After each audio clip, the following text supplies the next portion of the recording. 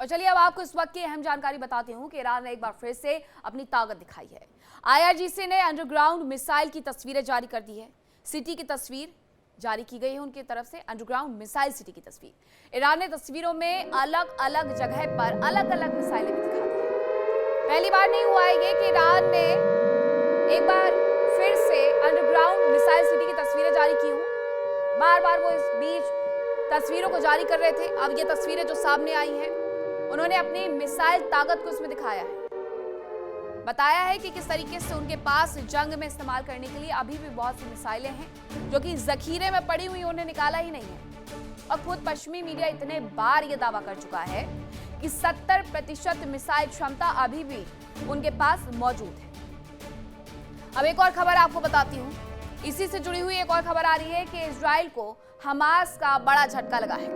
Israel Hamas के बीच में पहले से युद्ध चलते आ रहा है। इजराइल को हमास को बड़ा झटका, इजराइल की तरफ से ये बड़ा झटका दिया गया है। हमास की शाती बटालियन के कमांडर को मार गिराया गया है। कमांडर निहाद रियाद को मार गिराने का दावा इजराइल की तरफ से कर दिया गया है। ईरान, अमेरिका, इजराइल ये अलग, लेकिन उसके विपरीत एक और युद्ध भी तो चल रहा है 2023 से। इजराइल, हमास, हिजबुल्लाह, हुती। और इजराइल ने एक बार फिर से हमास को इस दौरान बड़ा झटका दे दिया है। हमास की शाती बटालियन का कमांडर बताया जा रहा है जिसे मार गिराया गया है। इस कमांडर का नाम निहाद रियाद था। 7 अक्टूबर को इजराइल पर हमले में निहाद शामिल था और उसे गिरा करके इन्हें एक बड़ी सफलता इजराइल को हाथ जरूर लग गई। इन सबके बीच में इजराइल, अमेरिका और ईरान के साथ जो युद्ध चल रहा है उसमें वो अपनी मिसाइल पावर दिखा रहा है। हूतियों की बात भी होनी चाहिए क्योंकि वो भी तो युद्ध में एक अच्छा खासा नया रोल प्ले कर रहे हैं। तो हूती नेता अब्दुल मलिक अल हूती की चेतावनी आई है। सऊदी अरब पर पलटवार की धमकी दी गई है। सऊदी अरब ने क्योंकि एक बड़ा हमला किया है, हालांकि सऊदी अरब ने माना नहीं है, लेकिन हूती ये कह रहे हैं। रियाद और बंदरगाहों पर हमले की चेतावनी उन्होंने दी है।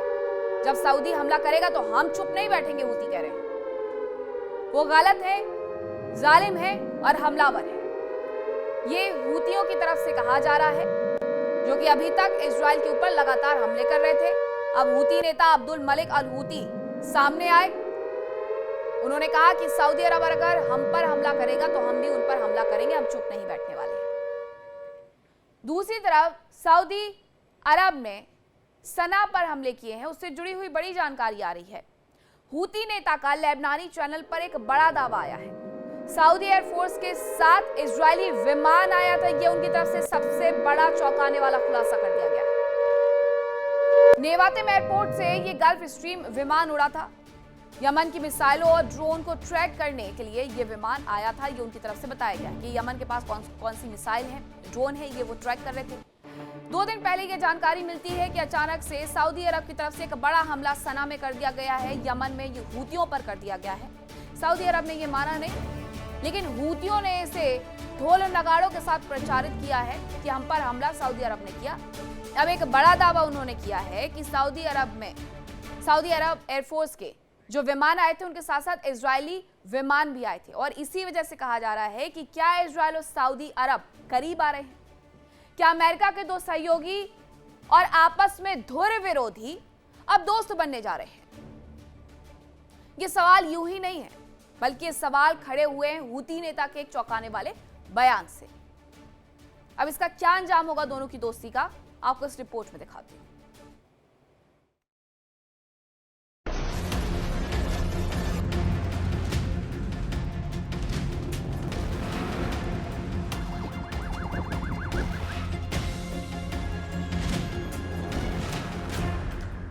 इजराइल हमेशा से ही अरब जगत में अपना दबदबा कायम करने की कोशिश में रहता है।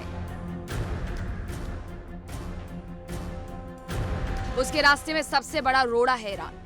इजराइल ने ईरान को कमजोर करने में कोई कोर कसर नहीं छोड़ी। साल 2025 में अमेरिका और इजराइल ने मिलकर ईरान के परमाणु ठिकानों पर हमले किए।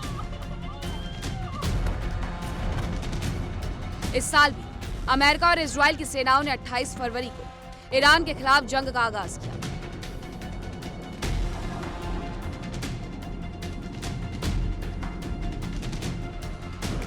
आरोप लगाया गया कि ईरान परमाणु हथियार बनाने जा रहा था और वो किसी भी कीमत पर ईरान को परमाणु हथियार बनाने नहीं देंगे।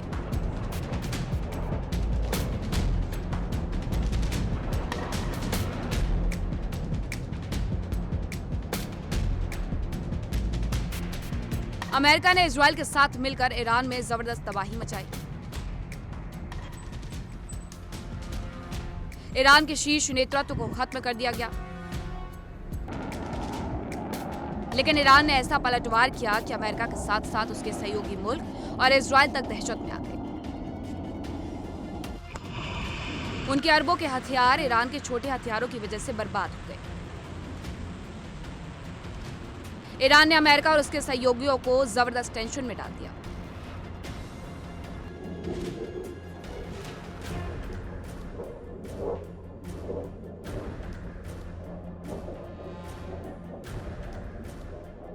इजराइल अरब जगत में अपना दबदबा चाहता है और उसकी इस मंशा में अमेरिका उसका बड़ा सहयोगी रहा है। अमेरिका की मध्यस्थता की बदौलत ही साल 2020 में इब्राहिम अकॉर्ड समझौता अस्तित्व में आया। इजराइल के साथ यूएई के रूप में पहली बार किसी अरब देश ने दोस्ती का हाथ बढ़ाया।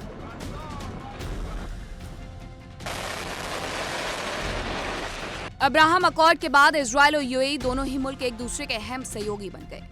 हालांकि बाद में इस पर बहरीन, सूडान, मोरक्को ने भी दस्तखत किए और कजाकिस्तान ने भी इसमें शामिल होने का ऐलान किया।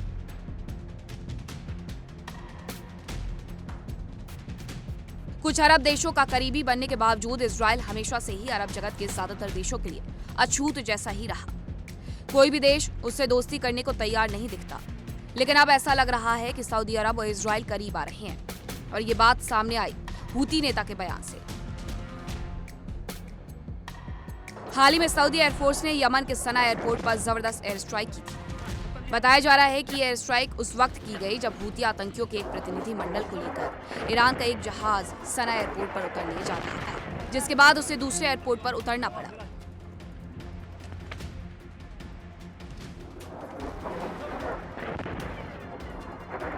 इस हमले को लेकर हूती नेता अब्दुल मलिक अल हूती ने चौंकाने वाला बयान दिया। सऊदी अरब पर बेवजह आक्रामकता दिखाने का उन्होंने आरोप लगाया। साथ ही हूती ने सऊदी अरब को जबरदस्त जवाब देने का ऐलान भी किया। हूती रक्षा मंत्रालय के एक अधिकारी ने हिजबुल्लाह से जुड़े एक लेबनानी चैनल पर चौंकाने वाला बयान दिया। सऊदी अरब की सेना ने जब सना एयरपोर्ट पर स्ट्राइक की तो यमन की ओर से पलटवार को रोकने के लिए भी सऊदी सेना तैयार थी, लेकिन बड़ी बात यह है कि उस दौरान उनके साथ इजरायली फाइटर जेट्स भी था। सूत्रों के अनुसार हमले में इजराइल की ओर से गल्फ स्ट्रीम विमान शामिल हुए थे, जिन्हें कम्युनिकेशन के लिए तैनात किया गया था। दावा है कि ये विमान नेवातिम बेस से उड़े और लाल सागर के ऊपर काम किया। इनका काम यमन की ओर से छोड़ी गई मिसाइलों और ड्रोन को ट्रैक करना और उनकी लोकेशन का पता लगाना था। हूती के बयान से ये उम्मीद जताई जा रही है कि संभव है कि सऊदी अरब और इजराइल की दोस्ती के रूप में अरब जगत में नए समीकरण बन रहे हों। हालांकि सऊदी अरब ने कभी भी इजराइल को आधिकारिक तौर पर मान्यता नहीं दी। 2002 के अरब शांति प्रस्ताव के तहत सभी अरब देशों ने यह शर्त रखी थी कि इजराइल 1967 की सीमाओं के भीतर फिलिस्तीनी राज्य की स्थापना को स्वीकार करे, तभी अरब देश इजराइल के साथ संबंध सामान्य करेंगे। सऊदी अरब उस प्रस्ताव का प्रमुख समर्थक रहा। बताया जा रहा है कि राष्ट्रपति बाइडेन के कार्यकाल में इजराइल और सऊदी अरब के बीच संबंध सामान्य कराने के लिए गहन प्रयास किए गए।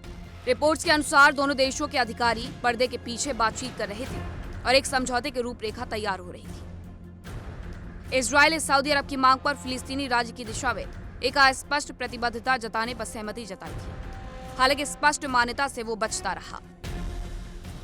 ट्रंप के दोबारा राष्ट्रपति बनने के बाद हालात बदल गए। ट्रंप ने गाजा पट्टी पर अमेरिकी नियंत्रण और फिलिस्तीनियों के विस्थापन का प्रस्ताव रखा, जिससे पूरे अरब जगत में गुस्सा फैल गया। सऊदी अरब ने स्पष्ट कर दिया कि वो ट्रंप के प्रस्ताव को स्वीकार नहीं करेगा और जब तक फिलिस्तीन के लिए 2 राज्य समाधान लागू नहीं होता तब तक वो इजराइल के साथ कोई राजनयिक संबंध नहीं बनाएगा। बताया जा रहा है कि सऊदी विदेश मंत्रालय ने अमेरिका को साफ संदेश दिया है कि जब तक इजराइल गाजा में हमले बंद नहीं करता और फिलिस्तीन को स्वतंत्र राज्य के रूप में मान्यता नहीं देता, तब तक सऊदी इजराइल संबंध की कोई बात नहीं हो सकती है। अब अगर सऊदी अरब और इजराइल दोस्ती करते हैं तो यकीनन अरब जगत में नए समीकरण जन्म ले सकते हैं। माना जा रहा है कि सऊदी अरब की तेल संपदा और इजराइल की तकनीकी उपलब्धियों का साथ एक शक्तिशाली आर्थिक ब्लॉक बना सकता है। इसके अलावा ईरान को सामान्य खतरा मानने वाले दोनों देश मिलकर एक मजबूत सुरक्षा गठबंधन बना सकते हैं, जिससे खाड़ी क्षेत्र में स्थिरता आ सकती है। हालांकि सऊदी अरब के इजराइल के पाले में आने से अरब लीग और इस्लामिक सहयोग संगठन यानी OIC में गहरा विभाजन हो सकता है, जहां कुछ देश इजराइल के करीब और कुछ विरोध में चले जा सकते हैं। सऊदी समर्थन मिलने से इजराइल पर फिलिस्तीनियों के प्रति लचीलापन दिखाने का दबाव कम हो सकता है, जिससे फिलिस्तीनी मुद्दा और कमजोर पड़ सकता है। ईरान किसी भी कीमत पर इजराइल को मजबूत होते नहीं देखना चाहता। UAE और इजराइल के संबंधों में नरमी आई तो खाड़ी युद्ध के दौरान ईरान की मिसाइलें सबसे ज्यादा UAE पर बरसी। और अब हालात ऐसे हैं कि अगर सऊदी अरब और इजराइल के संबंध सामान्य होते हैं तो यकीनन ईरान का अगला निशाना सऊदी अरब हो सकता है। साफ है कि इजराइल से दोस्ती की कीमत सऊदी अरब को चुकानी पड़ सकती है। हालांकि इसकी संभावना फिलहाल कम ही नजर आती है। Bureau report, India daily 24/7।